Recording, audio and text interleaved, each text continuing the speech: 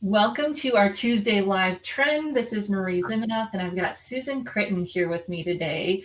And Susan is one of the instructors for our Certified Personal Brand Strategist program. And Susan, you are just a wealth of information and so inspirational. I'm excited to have you here today. Great. Thanks, Marie. It's always fun. Yeah, so today we're going to talk a little bit about trends as usual, and then give you some tips and tools, and always looking for your input on how can we give you more information that will help you, and what are you seeing out there in the world. And our main topic today is going to be around bios and how you can write a bio that helps you attract your clients, your key clients. And remember, if you're in the university environment, we're not just talking about paying clients, but we know that you're also trying to get those university students to engage in your services. And so we're all selling, if you will, these services and how we can help people. So we're going to talk about that mainly today, but I'm excited to have a conversation. And it looks like we have Arlene joining us today. So thanks, Arlene, for saying hi. And our first, I love Arlene. Arlene and I do some work together, so she's a recipient of this bio conversation. yes, hopefully she'll share what she's been seeing. The first thing, though, Susan, that we want to talk about is kind of this rise in personal branding. And I'm going to pull up this article, not in the hopes that anyone will read it right now, but that you can see what this information is that Susan and I found with research around personal branding. And Susan, you were just talking about what you had gotten out of this article. Yeah, so a little bit about this was a academic article, really, about somebody finally doing a study on, is personal branding, does it matter? Like, why would we care? And so a couple things. First of all, Marie's like, oh, you should read this article. And it turns out it's this academic article. And certainly in my graduate work, I looked at those things, but sometimes they're hard to get information out of. But a couple things really struck me. And actually, I thought they did a great job. It was the research came out of the Netherlands. And what the first thing that struck me there was, I've been in the personal branding world for probably since about 2003 or 4, so early on. And there's been so much resistance from first Europe and then kind of Northern Europe. So the Netherlands area was really resistant to it. Certainly Asia has been very resistant to it. And what struck me was that this is an article that they've done this big study in the Netherlands about, does personal branding matter? And what struck me was how it is really a global topic now. And I really love that, because it is not just, oh, those Americans. That was what it was for a while. Those Americans, they just are tooting their own horn. Those Americans are so boastful. And it's really not about that, as you know, Marie, at all. And this article talked a lot about that. And I know you had some interesting findings as well. Yeah, I enjoyed this article because it is research, and it's hard to find research. I've got a few other articles that I will share, but they don't have the depth that this one does. So they really looked at what do people do in their personal branding, and how does it impact their career? And one of the other points that they found, and this is a graphic, so it's a little bit easier to wrap our mind around, but this graphic shows that they found a direct connection between personal branding and perceived employability. So you have confidence, which is one of the things that we've always talked about with personal branding, right? That personal branding builds confidence. Would you also say from this diagram that the perceived employability also correlates with career satisfaction? So if they feel that they're employable, then they have high career satisfaction. But with the negative, it would say they did not find the correlation with career satisfaction necessarily with personal branding. But one could say, if it helps you be employed and you have more career satisfaction, you probably would be, it's because of your personal brand. Yeah, and I really liked that, the first connection, personal branding and perceived employability, because yes, I want people to be happy in their career, but I like that people feel more optimistic and hopeful, especially right now. If personal branding can give them that hope and that belief that they can be employed, that is so powerful, especially right now when people are feeling pretty down around the employment prospects. Right, right. And it also talked about finally people who engage in personal branding have high social capital. I thought Mm. that was there were different things. It's always funny when you read an article, you might pick out this and I pick out that, and how different, yet it's bottom line, what it really said is that you need to pay attention to this, that this is the globalization of personal branding, and that we should be paying attention to where it's going and what we're doing with it. Yeah, and it's interesting. I know William Aruda, one of our colleagues and one of the fathers of personal branding, if you will, when he spoke at our conference last year, he talked about how personal branding is dead. And when he says that, everyone goes, "Oh, what are you talking about?" And it's really because everybody needs to be doing it. So the whole idea of it being a choice is what is dead, right? It's Mhm. that we need to be doing it. Right, right.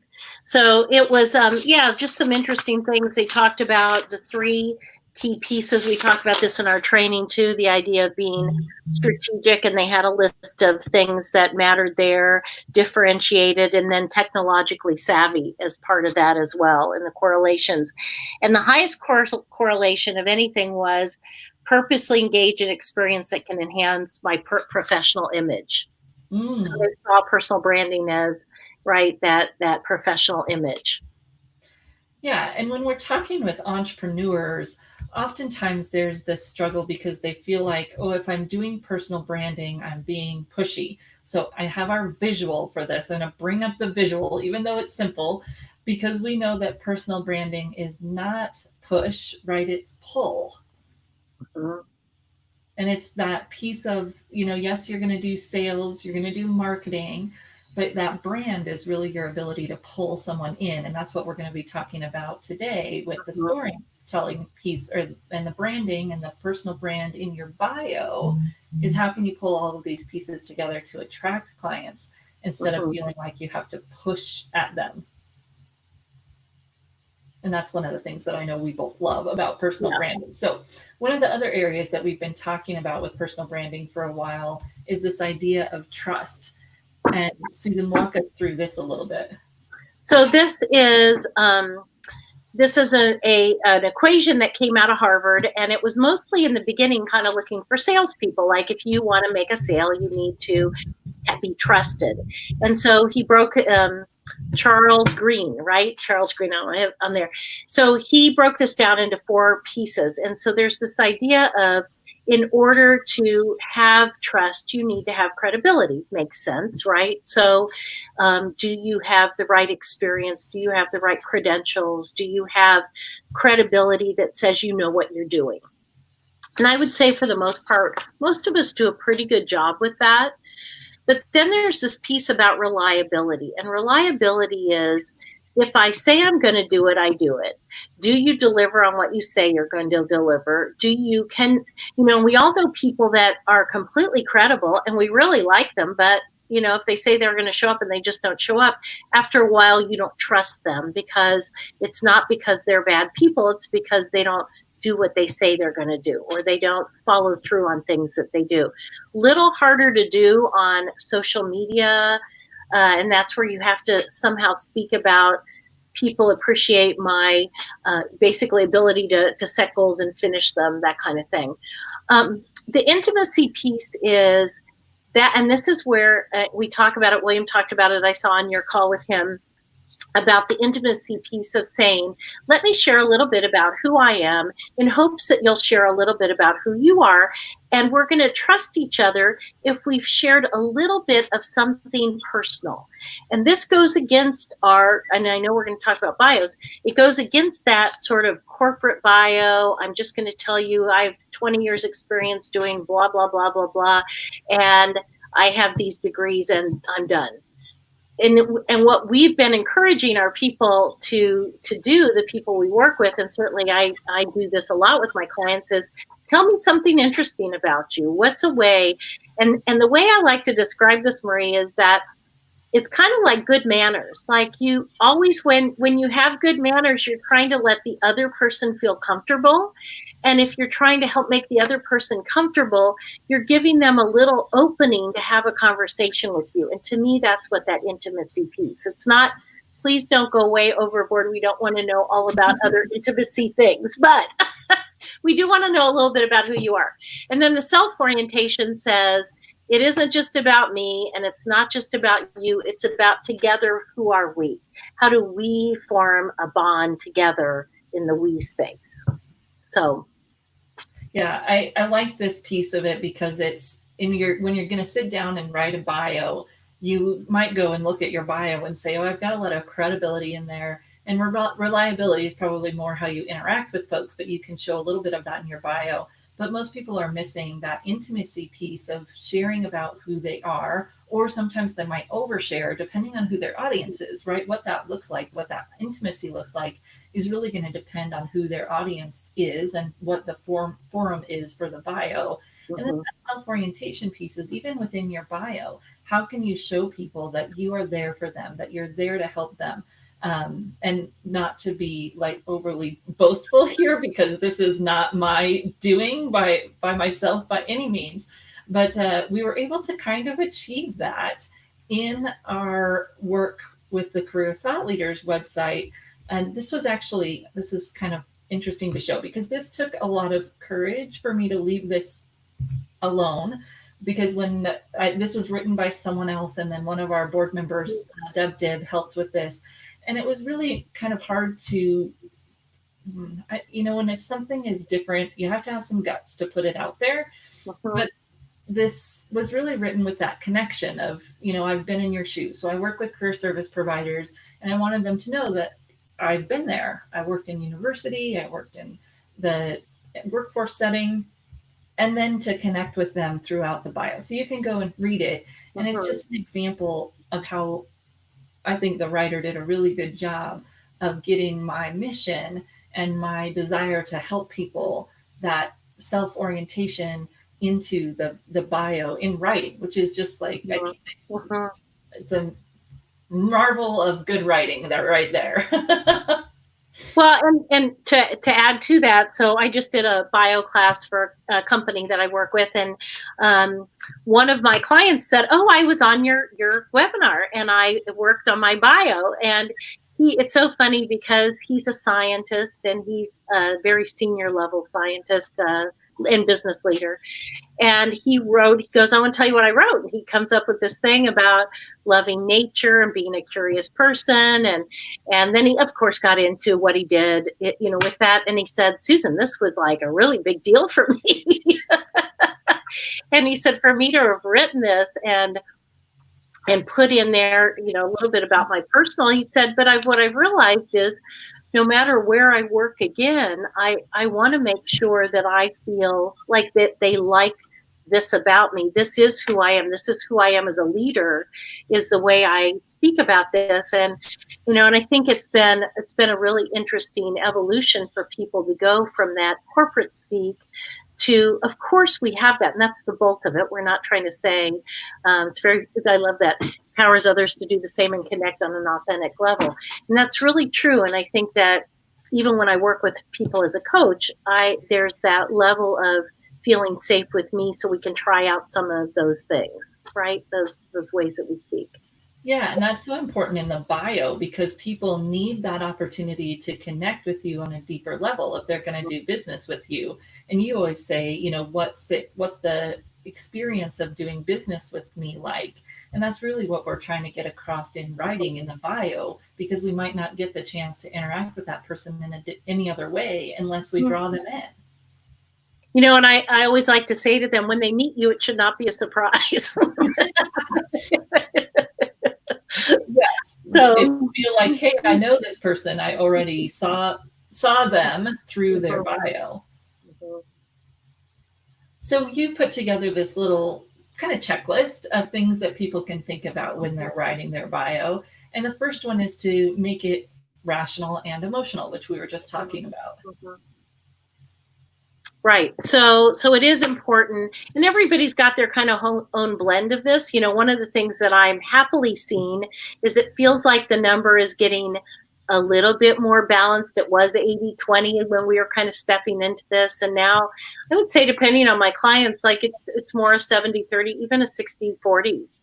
And And part of that is because on something like LinkedIn, we have that whole experience section right below it. And that's where you can put in all the 80% stuff. Like it's also, if we're talking LinkedIn and we're talking a bio on the about section of LinkedIn, this is a place, and I know you had one of these on storytelling, this is a place to briefly tell, paint your picture. Who are you? And what I love about this, and so always practical, I always like to think about if they can do this well, and it's part of why I really have my clients do this, is it then becomes the tell me about yourself. It becomes sometimes that shortened version, even at the upper part of a resume, maybe, depends, like that's still more the overview career-wise. But I think that it can be part of your cover letter, or it could be an email, in your email cover letter as you send things. So yeah, I think there's a lot of ways you can pull that together with that. Yeah, a lot of ways to tell your story and get it in there, and doesn't have to be overly personal, as you were saying. It's just that personal bits that connect to the professional and why you are who you are, how you work, why you do what you do. Those pieces are what we can weave in. Exactly. And then you've got the bookends where we want to make sure that people kind of come in and they leave. But then let's talk a little bit about the golden thread. So I always look for themes, so what's something, so there's a couple of places I find it.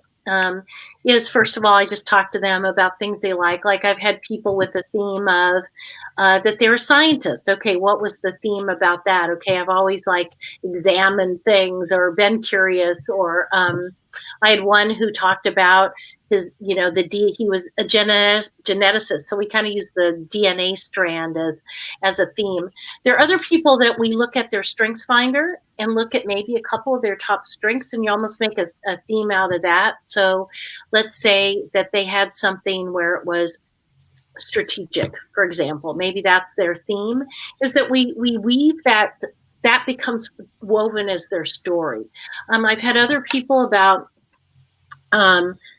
maybe they've always been about teams. They were on teams, sports teams. They work in teams at work, and they talk about how important it is to lead a team. So there are many things. In your case, you talked about, being an entrepreneur and an introverted entrepreneur. That might be your golden thread. I don't know, right? Kind of. Yeah, and somewhat although you don't get a ton of it in that story, a little bit of it is kind of the rebellious against the systems, right? Leaving the university during the last downturn. So I've always had that, I don't know why, little bit of rebellion that no one could beat out of me. Some might call it other things, but we won't go there.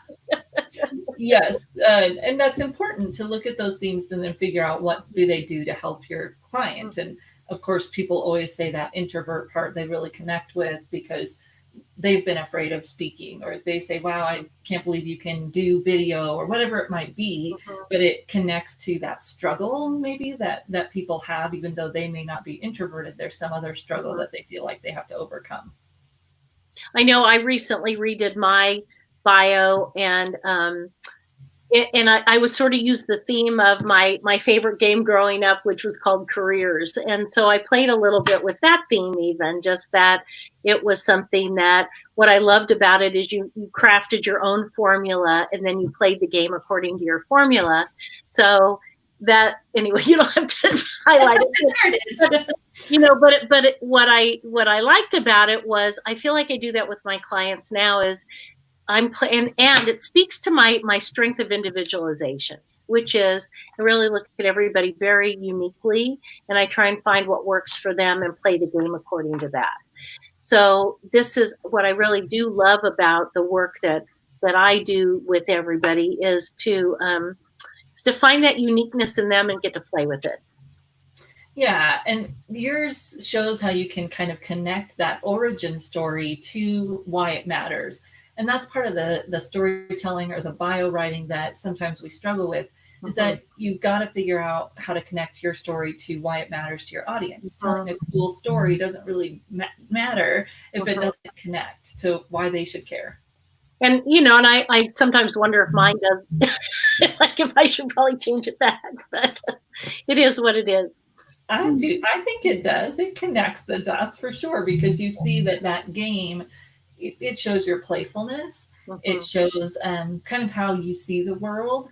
And then also, where you came from, and that you've always had a passion for this industry, which to some clients is going to be a big connector, because they don't maybe want someone who just started doing this because it's, it's important right now, or it's cool right now. So I think I was born a career counselor. Like, really, I can go back. I can trace it back to about the 8th grade where it really showed up.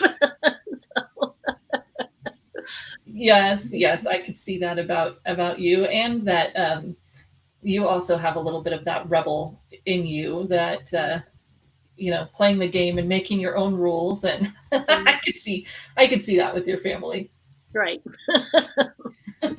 So when people go to write their bio, this is just one of the tools that we've created to help people think about a different way to write their bio. Yeah, so the way I like to think about this is I really love this first line, is that I know I'm in my element when. And what I like to think about is, when do you know you're just awesome? Like, hopefully you've all had at least one of those days in your career, but hopefully you've had many, many, many of those in your career. And look where you go, you know what, I'm really meant to do this work. I was really good today. And I like people to go back to that moment where they say, I feel like I was really on purpose with the work that I do. And how did you feel then? What was it like? Who were the people that you were working with? What did you do that made you feel good about yourself? And we all do so many different things. Like, it's fun to kind of look at that. And then the second one is a little easier in that people recognize my expertise in. So this is what the outside world sees. I think the first question is, what do you see on a personal level? And then the third question is something unique about me, unusual or unique about me. Again, it's getting to that intimacy piece of sharing a little bit about something fun about you. Yeah, and that one sometimes can be intimidating, right? What's unique or unusual? So can you give us a few examples? So one I use is, I ride a red Vespa, and then I start thinking, wait a minute, I have a red convertible too. So I really have 2 vehicles with no tops. the rebel who rides a red vehicle. They're both red. That's right. But they can be, can be anything from being a collector of something to, like, I have 4 now young adult children. They aren't really children, young adults, and they are independent, which is hallelujah. So I'm so glad I'm not homeschooling right now. Sorry, sidebar on that. I've said to my husband many times, like, you could even use that as a juggling, like, even though I'm kidding about that, you could even talk about your ability to juggle things and being able to homeschool, if you want to bring that up. Yeah, and this is the part of branding where we come up with, okay, what are those things that are important to me? And then you say, okay, here's all the things that are important or unique or whatever about me. Here's the things I'm willing to share. And then here's the things that connect with my audience for some reason. And not all of them have to connect. I don't know that, your red Vespa does not necessarily, it's okay. But it's that you're looking for, what are those pieces about me that differentiate me, that make me who I am? And I know we've talked about, my love of sports, which is, not completely rare, but for a woman, and, you think about all those. If you're a basketball jock, I think that is kind of a. I know. But what it does, and here's the part again, is it gives people an opening to have a conversation with you, because nobody wants to call you up and the first thing out of their mouth is, so you're a career coach, right? They want to maybe have a little break into conversation. So to me, it's that way of actually helping the person to have a conversation with you. Yeah. My latest is, I'm a beekeeper. So I just got my hive. So lately I've been talking about my beehives. Well, and this is part of why, not just in our bio, but also in what we share on social media and even on LinkedIn, to include a little bit of our personal life so that just what you said, people can know a little bit more about us and that we're a career coach. And, you know, some of our colleagues do a great job of that, weaving in just a little bit of your life so that people can connect with you on a deeper level. They don't just want to connect with us professionally. You know, and the thing is too, like what personal branding is all about is that you also want to, and this sounds kind of bad the way I'm saying it, but you also want to repel the people that you don't necessarily want to work with. So the other way to maybe phrase it without using the word repel is you want to try and attract the people that are going to like that about you, and the ones that won't call. That might be a little simpler way to say it. And that takes a little bit of guts, as Arlene was saying earlier, that to be vulnerable, that's how you really connect. And if you're never vulnerable, then it's going to be hard for people to really connect with you. And especially in our virtual world, which a lot of us as coaches have been working in it for a while, but especially in that virtual world, if people can't connect with you in those ways, they're not going to reach out. They're going to reach out to someone that they can connect with. Right. Yeah. You know, like I once went to an interview probably 15 years ago, and I said, you should never hire me if you want to keep things the same. They really shouldn't. And they, oh, no, we love that about you. And they really didn't. Right. I've had some people do that in interviews where they, you know, they said, oh, I want to talk about this new thing that they're doing. And interviewers say they want change. And then sometimes they really don't. So that's why we're entrepreneurs, right? Well, so Susan, we're going to be teaching this class here coming up, and we're going to be going through some of what we've been talking about, how people can uncover this for themselves and for their business, but then also for their clients. So one of the things about that is that, you know, sometimes people go, oh, personal branding, that's a simple message, or that looks easy. And here's what's interesting about it is that if you just kind of put down the basic things, you think, okay, well, that makes sense. But the hard thing is, and what the class does is it helps you do it. I think the hard thing is that you can read about it, you can theorize about it, you can read that and say, oh, that looks simple. But to actually do it is harder. And that's what we do in our class, is we really kind of walk you through how to do it for yourself, how to do it again for your business, and then really giving you a methodology to work through with your clients. So, well, and one of the other pieces that we've worked in a lot more coaching questions, and sometimes we go, oh, I'm not a coach. They could be questions that people use as a strategist. The idea is that uncovering some of the challenges and obstacles to vulnerability are really part of the problem. Well, people can read how to personal brand themselves. They can read how to read an article about how to write a great bio. But if they are afraid to put the pieces down to tell their story, that's where they need help. They need a coach. They need a strategist who can get them through those, help them do it in a way that's comfortable. And those are the other tools that we're providing in the class. Yeah. No, it's great. And I think that just given the last class, we had a number of people from Europe as well as the US.